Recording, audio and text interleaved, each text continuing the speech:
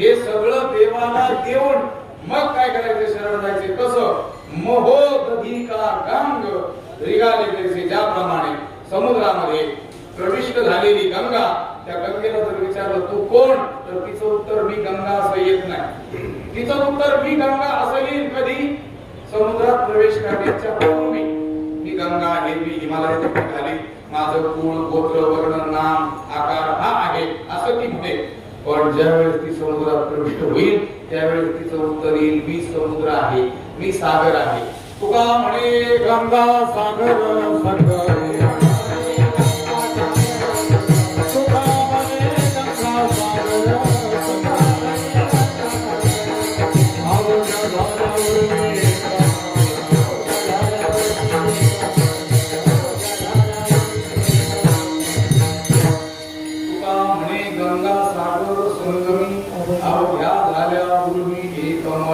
ज्याप्रमाणे ती गंगा आपलं कुळ नाम गोत्र वर्ण सगळ्यांचा त्याग करून समुद्र रूपच होते. अगदी त्याच पद्धतीनं जीवानं आपलं संपूर्ण अस्तित्व त्या परमेश्वरामध्ये विलीन करून टाकावं आणि या पदापर्यंत पोहोचावं. मी वासुदेव तत्वदा, त्याला म्हणतात वेदांत शास्त्राची शरणागती. विठ्ठल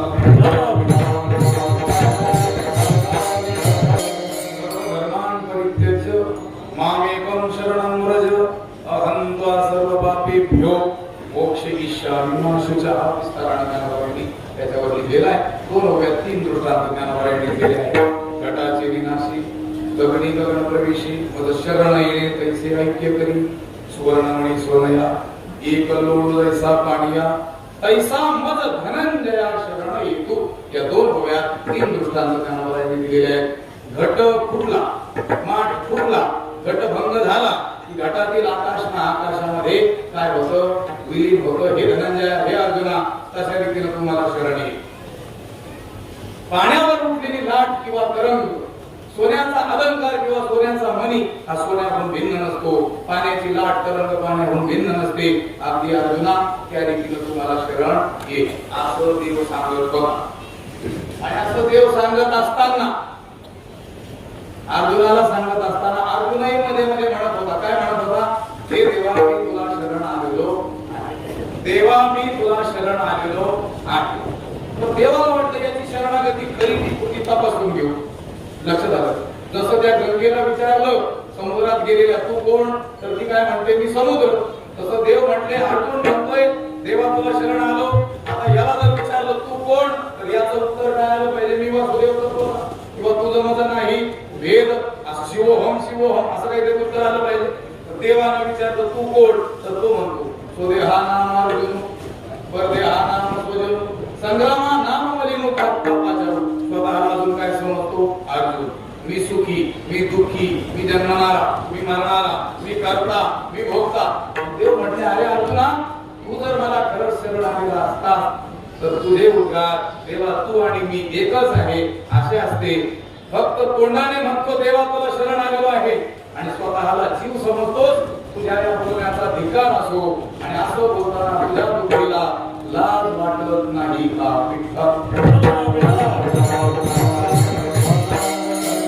मजही शरण रिघिजे आणि जीवत्वेची असिजे, धिक बोली इया न लजे प्रज्ञा की. मलाही शरण आलेला आहेस असं म्हणतोस आणि पुन्हा जीवत्व रूपानं शेष राहतोस. तुझ्या या बोलण्याचा काय असो, धिक्कार असो, असं बोलताना तुला लाज वाटत नाही का? मला वाटतं हे फक्त काय अर्जुनाला म्हटलेलं नाही. अर्जुना निमित्ती कृत्य आहो भगवान वासुदेवा.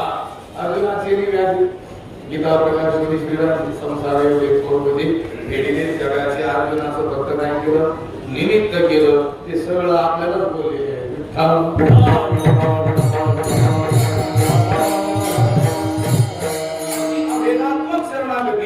वेदांत शास्त्राच्या दृष्टीने असलेली शरणागती आहे. भक्तिशास्त्राच्या म्हणा किंवा वेदांत शास्त्राच्या दृष्टीने म्हणा, देवाला जो शरण केलेला आहे तुकाराम महाराज त्यालाच काय म्हणतात? भाग्यवंत म्हणतात. भाग्यवंत मोकळ्या शरण केले पंढरीराया, तीच भाग्यवंती सरती होती भगवंती ज्यांचा आवडता देव विठ्ठल.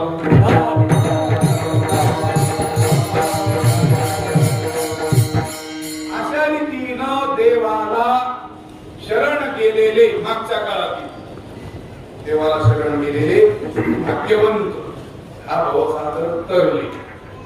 आता वर्तमानात आणि भविष्य काळात येणाऱ्या अशाच रीतीनं देवाला शरण जाणारे जे भाग्यवंत आहेत तेच हा भवसागर करतील असं नामधारक संतांनी निर्णय देऊन ठेवला.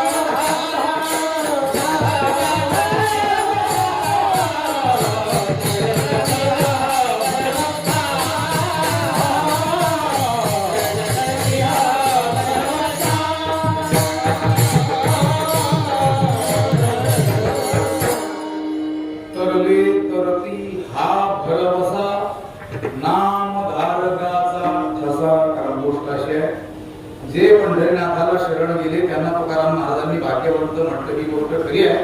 तर त्या देवाला जे शरण जायचं तेच मुळी कशासाठी जायचंय म्हणावी शरण सर्व भावी देवासी तो हा उतरील पार भव दुस्तर नदीचा. दुस्तर भव नदीचा पैल तीर, त्या पैल तीराला हा देव निवून घालेल कुणाला जो त्याला शरण गेलेला आहे त्यांना. म्हणून आतापर्यंत जे देवाला शरण गेलेले भाग्यवंत ते हा भवसागर लीलया तरले ही देवची लीला तरली ते सर्व भावे बदलली दयावरीच घडीये सरले महाराज ते तरले. आणि आता आणि पुढे येणाऱ्या काळामध्ये जे अशा रीतीने देवाची शरणागती करतील तेच भाग्यवंत हा भवसागर करतील करती हा भरोसा हा विश्वास कोणी दिलेला आहे आपल्याला संतांनी दिलेला. संत शब्द नाही वापरला नामधारकाचा ठसा. ठसा म्हणजे शिक्कामोर्तब निर्णय एकंदर शिक्का पाठविला इहलोका आलो म्हणे तुका मी नामाचा धारक. त्यांनी स्वतःला काय म्हटलेलं आहे नामधारकांची ती 108 नामावली आहे ना त्याच्यामध्ये गोपाळ महाराजांनी केली महानामधारका हा आता शब्द आहे. तुकाराम महाराज महानामधारक आहे आणि ते स्वतः देखील म्हणतात आम्ही नामाचे धारक.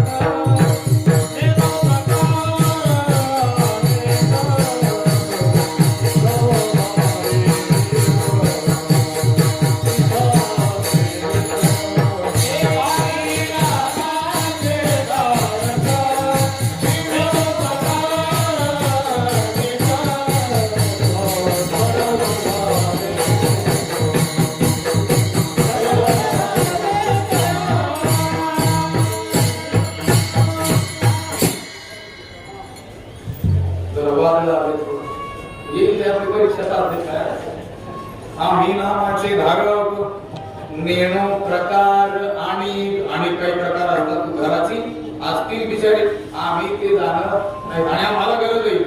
सर्व भावे विठ्ठलची एक धैर्या चित्ती आम्ही रघुमाईचा. त्यानंतर आमचं सर्व काम झालेलं असेल तर बाकीचे प्रकार जाणण्यात काय अर्थ आहे. आम्ही नामधारक आहोत. संत हे नामधारक. आपण जरी देवाचं नाव घेत असलो तरी आपण नाम धारक नाही. भार झाला तर नाम जापक आहोत. हे नाम जप नाही आणि नाम जपावं लागतं. नाम जपावं लागतं हेही जपावं लागतं.